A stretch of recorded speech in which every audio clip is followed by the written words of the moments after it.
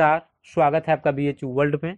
मैं हूं कुंदन कुमार और आप हमारे साथ जुड़ चुके हैं डेली करंट अफेयर्स बुलेटिन में। डेली करंट अफेयर्स बुलेटिन में आज हम जिस विषय पर चर्चा करने वाले हैं उसका शीर्षक है पिनाक गाइडेड रॉकेट प्रणाली, पद्म पुरस्कार, शत्रु संपत्ति मामला, विविध और अंत का जो हमारा सेशन होता है क्वेश्चन आंसर, फिर हम उसकी बात करेंगे। तो आइए बगैर समय बर्बाद किए हुए शुरू करते हैं आज का डेली करंट अफेयर्स बुलेटिन।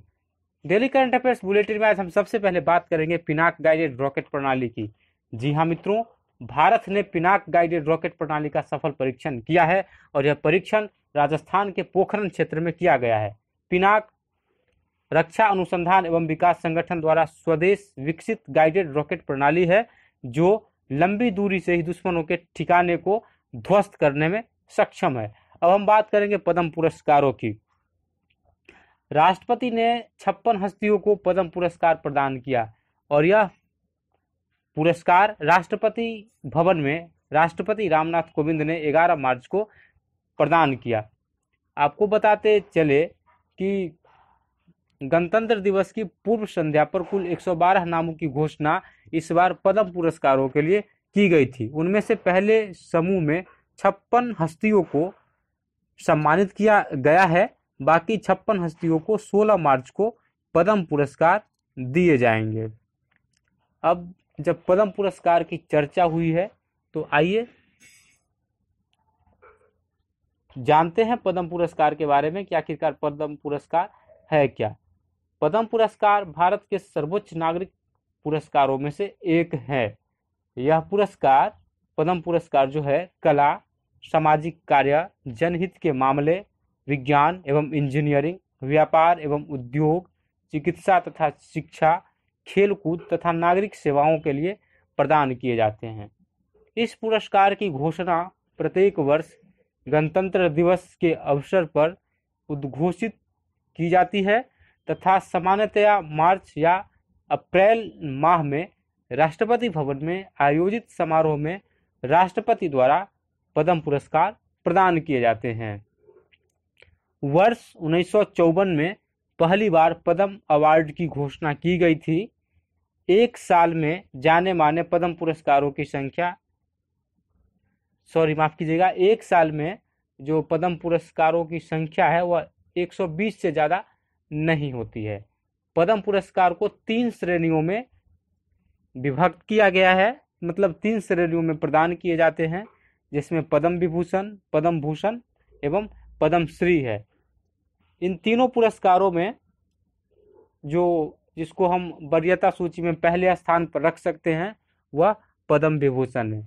अब आपसे पद्म श्री या पद्म विभूषण या फिर पद्म भूषण से संबंधित परीक्षा में कैसे प्रश्न पूछे जा सकते हैं।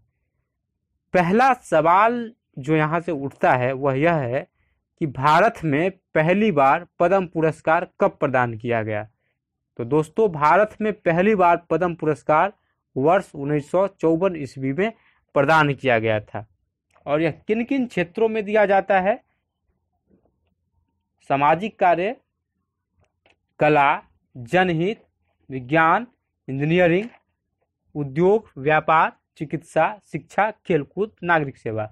तो ये सब क्षेत्र है जिन क्षेत्रों में पद्म पुरस्कार दिए जाते हैं।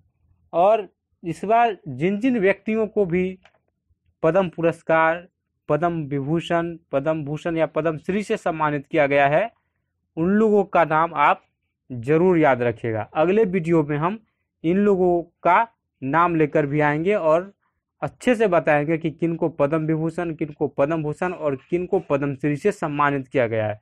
बस एक बार आप उनको सुन ले ताकि आपको याद रहे और परीक्षा में अगर आपसे सवाल किया जाए तो आप आसानी से उस सवाल को हल कर सकें।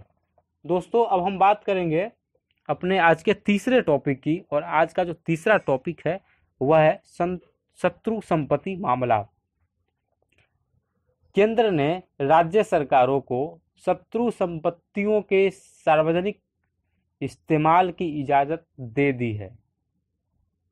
शत्रु संपत्ति मामला है क्या, तो आइए अब इसके बारे में जानते हैं। भारत और पाकिस्तान के बंटवारे के बाद जितने भी लोग भारत छोड़कर पाकिस्तान चले गए उनकी संपत्ति को भारत में शत्रु संपत्ति घोषित कर दिया गया। और फिर यही स्थिति उत्पन्न होती है 1962 के भारत चीन युद्ध में। 1962 के भारत चीन युद्ध में जितने भी व्यक्ति जो कि हिंदुस्तान के थे, हिंदुस्तान छोड़कर चाइना चले गए, ऐसे लोगों की संपत्ति को शत्रु संपत्ति घोषित कर दिया गया।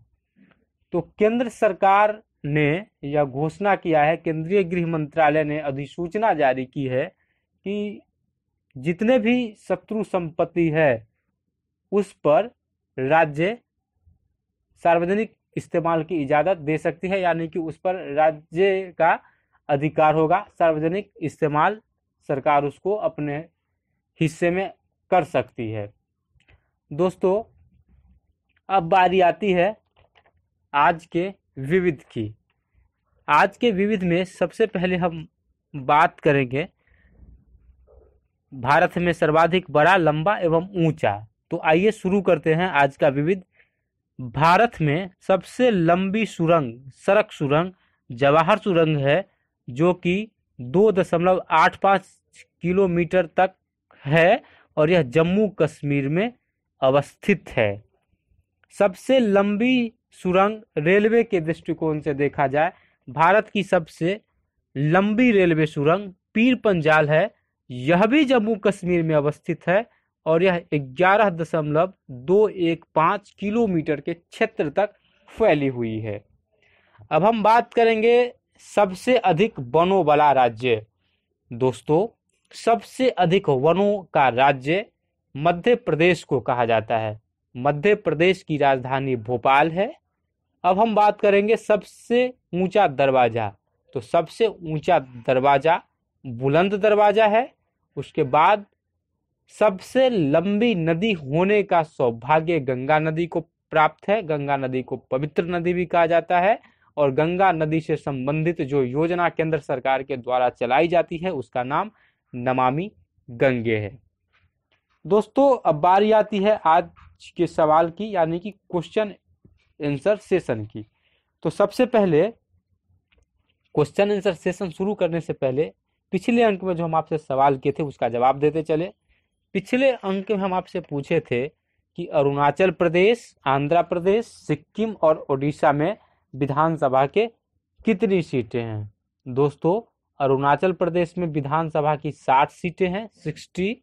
आंध्र प्रदेश में 175, एक सदस्य वहां मनोनीत किए जाते हैं। सिक्किम में 32 है और ओडिशा में 147 है।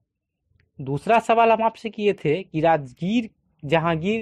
माफ कीजिएगा, मुगल सम्राट के दरबार में आने वाले प्रथम अंग्रेज यात्री हॉकिंस थे। आपसे हम सवाल किए थे कि हॉकिंस किसके दरबार में भारत आया था। तो जिस मुगल सम्राट के दरबार में हॉकिंस भारत आया था उनका नाम था जहांगीर।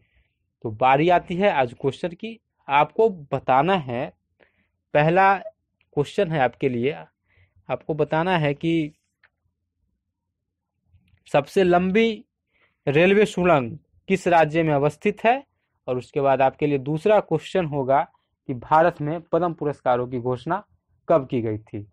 दोस्तों, अगर आपको यह हमारा वीडियो पसंद आया हो तो आप लाइक, शेयर, कमेंट और सब्सक्राइब जरूर करें।